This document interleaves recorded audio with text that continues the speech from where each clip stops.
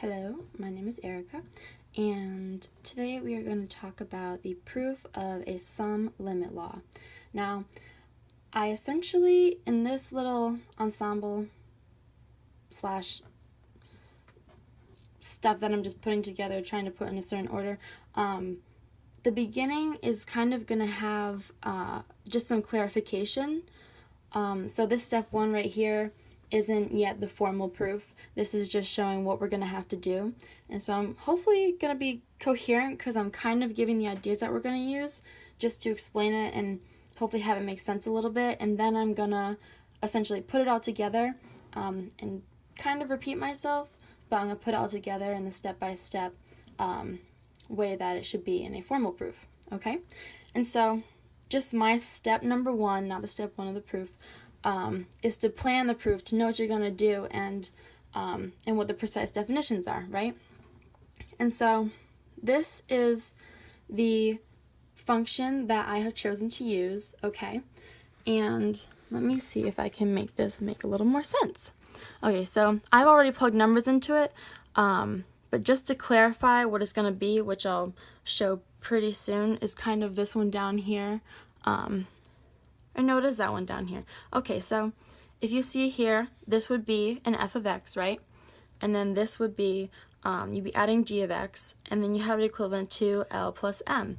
And so what we're going to do is we're going to split it up because, and this is going to be using the triangle inequality, which I'll explain in a few minutes, but we're going to split this up into 2 different limits, okay?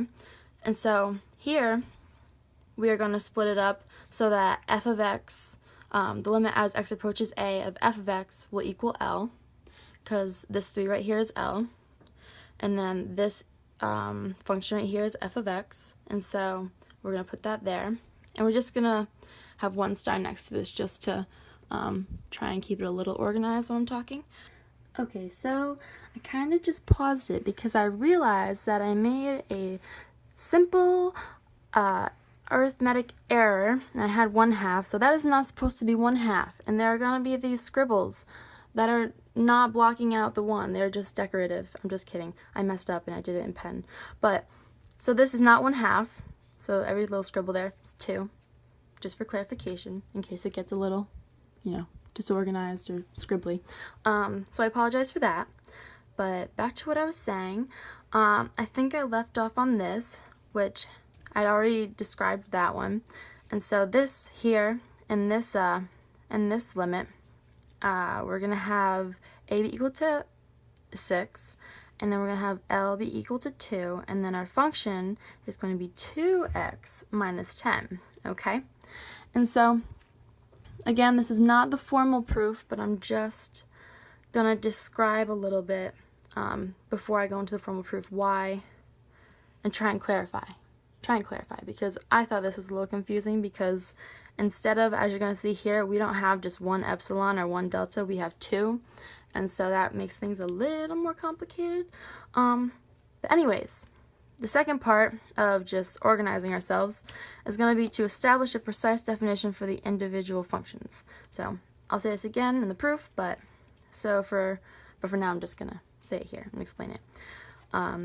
So for star, we're going to have for every positive number epsilon 1, there is a positive number delta 1, such that if x is not equal to a, when the absolute value of x minus a is less than delta 1, then f of x minus L, an absolute value, is less than epsilon 1. Okay? And so, again, to kind of split this apart as what we were saying up there, this is going to be our a, our f of x, and then our L. But for, let's see, for double star, for every positive number epsilon 2, there is a positive number delta 2, such that x not equal to a when the absolute value of x minus a is less than delta subscript 2, then the absolute value of g of x minus m is less than epsilon 2. And so here we have it's basically the same setup, it's just that we're separating 2 different values and 2 different functions. Yes. And so as you can see, these are basically the same definition, right? And so it's just that this rule applies to both of these when we split them up, but as you can see, when we're going to apply this, we're obviously going to get different different values, but it's going to be the same process and the same restrictions on it, our same sort of epsilon and delta, but we'll get to that. And so now we are going to establish a precise definition for the combined functions. I know this really sounds like I'm doing a proof, but let's just explain it. Because you know, if you're watching this because you're a little confused, I hope this helps. So now we're just gonna kind of establish a precise definition for what the overall function looks like, because these are what we get when we split them up, right? So this is the limit as x approaches a of f of x plus g of x equals L plus m, right? And so we're going to have that for every positive number epsilon, there's a positive number delta, such that x does not equal a when x minus a is less than delta, then f of x plus g of x minus L plus m is less than epsilon. So here, since it's together, we only have one delta and one epsilon, right? But after we split it up, we have two because we're separating it. And then in the next page, I hope it's this page. Yes, I had a whoops there too. I apologize for that. We are gonna do the proof, and I am eventually gonna explain a little bit more how we get that 1 epsilon delta versus 2 epsilon delta and what the further restrictions are on it.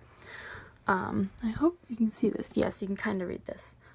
Especially if it's on a computer screen, hopefully it's a little easier to read. But anyway, so step number 2, now we're gonna do the proof. And I hope that before it was a little bit of clarification so that when I put it together and maybe explain it a little bit more, it'll help, okay? And so step 1 is to work backwards, I keep moving this, work backwards to find delta, right? And so this is what we had on the first page. I'm just reiterating it just so that we have it on this page and it'll be easy to refer to. But now to explain the triangle inequality rule. So this is basically going to say that if we have two different values within absolute value bars, that it's going to be less than or equal to if you separate those two values. And so let's say we have let's see that we have 2 plus -3, and that's going to be less than or equal to 2 plus -3. Well, this one is technically going to be -1, right? And then this is going to be 2 plus 3, and so this is actually going to be 1 less than or equal to 5, right? And so that's just showing that that's a rule. That's how it works, right? And so again, we have our limit reiterated from the first page, which is the limit as x approaches 6, which this would be f of x, right? This is g of x, and then L and m. Okay, so we know that f of x is going to go with L. We're going to subtract L from that, and then and have it be less than epsilon 1, and then g of x and subtract m to have it less than epsilon 2. But here, we put this, by subtracting this to this side, we put this into the absolute value because we want to have it be less than epsilon, okay? And then, you know, you distribute that, the L and the m, so that way they go to their corresponding functions, and so we have this here. But then we apply the triangle rule inequality, and so then, ignoring this little mishap right there, we see that we have f of x right here minus L is less than epsilon 1. So that is what we were doing, what we were explaining up here, right? That is what we're applying now. We're applying the values in this example that I have made here to this. And so now because this is star, yes, this is star 1, and this is star 2. Okay, there we go. And so now, for this one, we're going to do the same thing. So 2x minus 10, that is g of x, and then minus m is 2. And so that is going to be less than epsilon 2. And so, once again, we're applying it here. So we see how we're splitting this up using the sum limit law, and using the triangle inequality, we are separating these two, because the triangle inequality says that, okay, if we separate them, then it's going to be, well, if we separate them, technically it's going to be greater than or equal to what the value would be if they were together. So that's just another way of saying it. I know that's it's like the opposite of what I said before, but it means the same thing. But so, if separated is greater than or equal to if they were together, but if they were together, that's less than or equal to if they were separated. So it's saying this in general, when they're separated, it should be greater. And so now, in star 1, we're going to have epsilon equal epsilon over 2, and we're going to have the same thing in star 2. Now, why are we doing that? Why are we assuming that it is going to be epsilon over 2? You know what? That is a great question, and I'm so glad you asked. So essentially, we're doing that because we have two different definitions here, right? And so they're both going to be contributing, because technically, if we were to add these together, if we were to put them back here, right, then we want them to add up, be really close and add up to epsilon. And so the absolute value, say that when we add these two together, we're going to have, if E1 equals epsilon over 2, and then if E2 equals epsilon over 2, well, how are we going to get back to just epsilon? How are we going to get back to just this, okay? And so, oh, what do you know? We just add the two, and oh, we get back to epsilon. So that's just showing that when you have two separate, when you split this into two separate functions or parts of the proof, you're going to have it divided by 2, because you're going to split it up, right? Okay, so that's how we get that.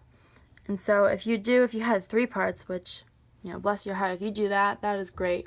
And say you just have you'd have a function f of x, and then g of x, and then h of x, and add another maybe n, and just basically do this again, except it would be h of x instead. It would be h of x minus, say, n is less than epsilon 3. And so that would just be if you wanted to do a third one, which, awesome, better understanding. So now, moving on, we're going to go to the next page. I have a few pages, and we're just going to continue step 1, okay? And so, as we established on the page before, this is epsilon 1, what we're trying to get back. Oh, I should probably mention that. So, the whole purpose of step 1 is to go backwards, right? And so, we had, let's see how much, oh yeah, you can see this up here. So, we have x minus a is less than delta, okay? Well, technically we have it that it's less than delta 1, and then we also have that it's less than delta 2. But we don't know these, and we know that, and so basically we're just trying to go back to the same thing, right? And so a is 6, and so both of these we are trying to get back to the absolute value of x minus 6 is less than delta, okay? And so step 1, working backwards after all the explanation, we're actually going to finally do it. And so here we have, f of x minus L is less than epsilon 1, what we had before. And so that, just doing simple math, we're going to get 4x minus 24. And then you're going to factor out based on absolute value rules. You can factor out that 4, and you're left with x minus 6. And so then you just end up dividing this by 4, okay? And now we're going to do it to the other side. 2x minus 12, you factor out the 2, do the same thing, take the absolute value, which is, just 2, so it's going to be positive anyway. and then that's less than epsilon 2 divided by 2. And so now these are the same as, that should not be an S, that should be a delta. These are the same as delta 1. That's what delta 1 is going to be. Essentially, we're going to show that it's equal to, or that this is what it will be paired with, that they will work together. And same with this one, that these will work together for epsilon and delta. And so, something a little interesting is that we have, since we had that it's supposed to be epsilon over 2, well, what the heck happened? We divided it by 4, so technically this is epsilon divided by 8, okay? What is going on? And then we have epsilon divided by 2 times 1/2, since, you divided it by 2 here, which is the same as multiplying it by 1/2. And it's epsilon divided by 4. Oh my goodness. And so, I think what we're just going to do here is we're going to set them equal to each other, right?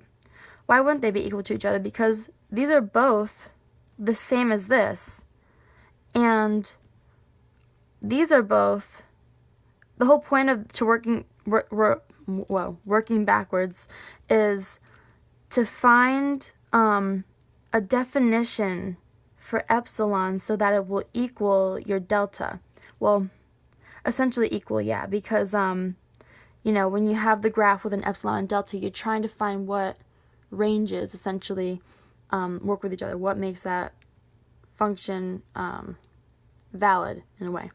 And so this is delta, and both of these now equal delta.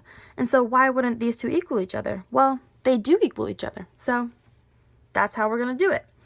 So we have these crazy things that are not our original e divided by 2, but since they're equal, because they're both equal to S1 and S2, so let me just write this out just to make it a little simple. So S1, or sorry, I don't know why I keep saying S. I'm sorry. Delta 1 equals delta 2, since, we're trying to get the same thing for these two. And these two also equal epsilon 1 and epsilon 2. So, what are we going to do? We're going to set them equivalent to each other, and then we're going to do some simple math and get right back to e divided by 2. Oh my gosh, so glad that that is working out for us. So e divided by 4 equals epsilon.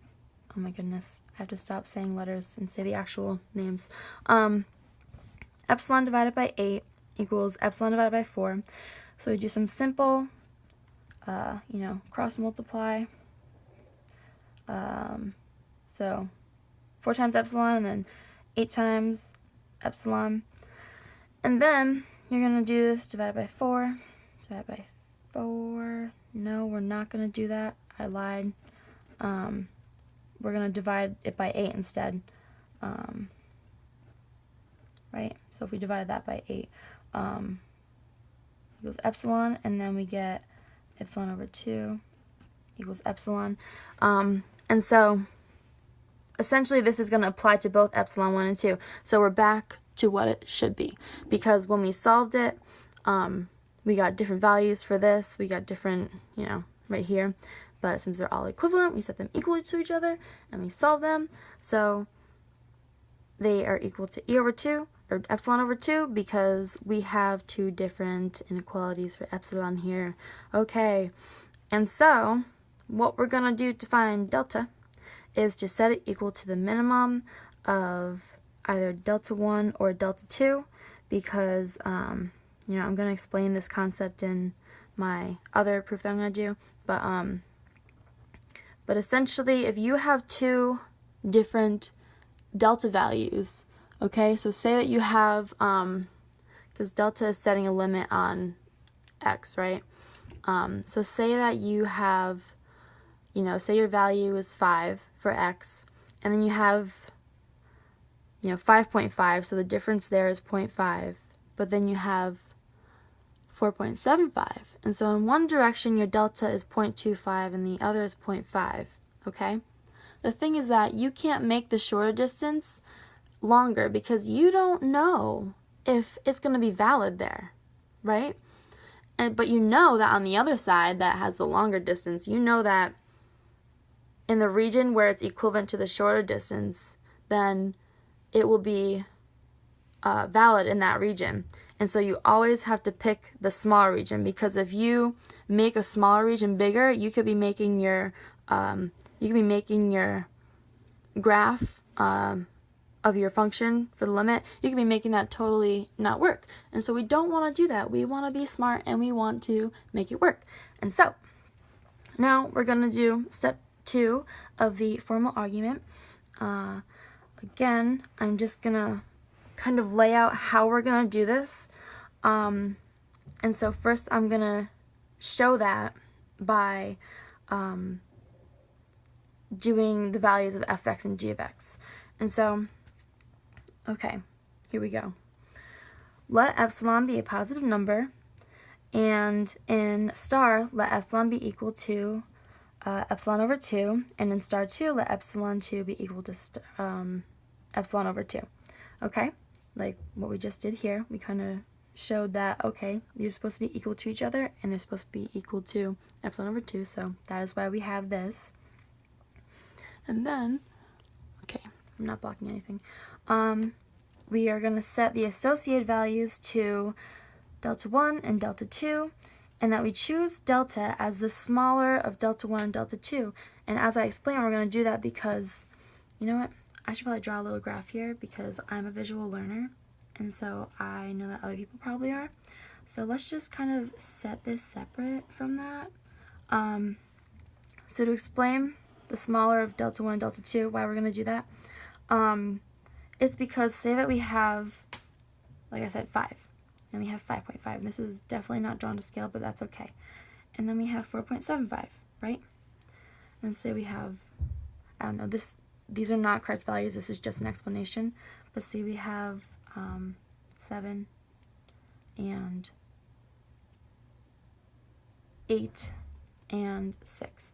Okay, so we know that epsilon here, so epsilon equals 1, because when we add 1 to the y value, since y right here is 7, because that's our original value, we know that epsilon's 1 because we're going to do 7 plus 1 to get 8 and 7 minus 1 to get 6, right? And so say that we plugged in everything and we ended up finding 2 different values for these. So this should be 5 minus delta, and then this is 5 plus delta. But what the heck? Delta right here equals 0.25, and then delta right here equals 0.5, okay? So say you have a function like that. You know what, that is a little janky. Whatever, we're just going to go with it, okay? And so you're going to have this, and you're going to have this, and then you're going to have this, and this. You know, let's just imagine that this is actually down here. I'm sorry. You know what? I shouldn't use pens because I am definitely not a person who doesn't make mistakes. I do all the time, as you can clearly see. And I hope that's not affecting my, I hope it's not too messy for you, essentially. I really apologize if it is. And so, just for the sake of being more simple, let's just ignore that line. So we're just ignore that. So this one is what we're looking at, and then this one right here, okay? So we know that everything in this region is gonna work with our epsilon, right? So this is our delta region, right? And then this is our epsilon region. But we can't, see, we have to have delta be the same, right? When we add it and subtract it to our value for x. But we can't add another 0.25, right? We can't add that because we don't know if this region here, so say that was 4.5, we don't know if this region right here is going to work with epsilon, and we really can't assume that. And so the only option is, in order to make delta the same, we have to make a new one right here, right? And so this, we're going to cancel out that, and then we're just going to have, that value is going to be 5.25. So that way, we choose that, because we cannot choose a bigger one. And so that is an extended and long way of saying that you have to choose the smaller of delta. So whatever delta 1 and delta 2 are, you're going to pick the smaller one. And so going back to this, you have a positive number, these two equal to epsilon over 2, and then set the associated values to those, and then choose the smaller of these two. And like in all the other precise definitions, we're going to assume that x equals a, x equals a, and the absolute value of x minus a is less than delta, then x minus a is less than delta 1, and x minus a, in absolute values, is less than delta minus 2. And so that's, that's the same thing that we did when we split them up. Like, hang on, I'll bring it back for you. Okay, so like up here, we solved for these right here. And so now we're going to go backwards and solve for that, because we worked backwards, but now we're going to go back forward, and we're going to say, yeah, you know what? It really does work, and we're going to be awesome. And so this is the proof if you were just using variables instead to represent things. And so the f of x plus g of x minus, in parentheses, L plus m, what we're going to do is that is the same thing as if we separate them. And so we're going to f of x minus L, and then g of x minus m, all in the absolute values. But then, whoa, we use a triangle inequality, and we separate them, okay? And when we separate them, we look back and we're like, wait a second, these two are less than something. This one is less than epsilon 1, and this one is less than epsilon 2. And so you're saying essentially that this right here, you put that there and you put that there. Well, this is going to be epsilon 1, this is going to be epsilon 2, and since you're adding them, that's what you do right here, right? And so you have that step. And then you know that to find the value of it, you know that this right here is equal to epsilon over 2 plus epsilon over 2, because we already established that, right? And so then you work backwards and you get your original epsilon. And so you bring this back, and essentially this is all saying that this is less than epsilon, because that's what you do. That's what we just proved. We went backwards. We went backwards to find epsilon, and now we're going backwards to show that epsilon does work. And so that is great. But now, to explain it in terms of what our actual numbers are, because, we have an actual proof with numbers and everything. So again, this time, presenting the formal argument with the numbers, we are going to let epsilon be a positive number, and then in star let epsilon 1 be equal to epsilon over 2, and the same thing, you're going to let in star 2 let epsilon 2 be equal to epsilon over 2, and we established why that is, because when you add them you get the regular epsilon. And so before, when we got those weird values, we found by setting them equal to each other, since they both equaled delta, we set them equal to find that, yes, this is what they are. And so then, like I said before in the formal argument with the variables, we're going to set associated values to delta 1 and delta 2, and then choose delta as a smaller of delta 1 and delta 2, because again, we have to make sure that all the values in that range are going to be, they're going to work with our epsilons. And, if they don't, if you end up extending a region past in order to make it, in order to make that delta equivalent to the other value of delta that you get, well, you could be just totally messing that up. And so don't do that. Pick the smaller. Pick the smaller. And so assume that x does not equal a, and the absolute value of x minus a is less than delta. And so then we have x minus a is less than delta 1, and x minus a, in absolute values, is less than delta 2, right? So delta 1, delta 2. And so then we are going to plug in our values that we have, okay? And so like we said before, f of x, g of x, l and m.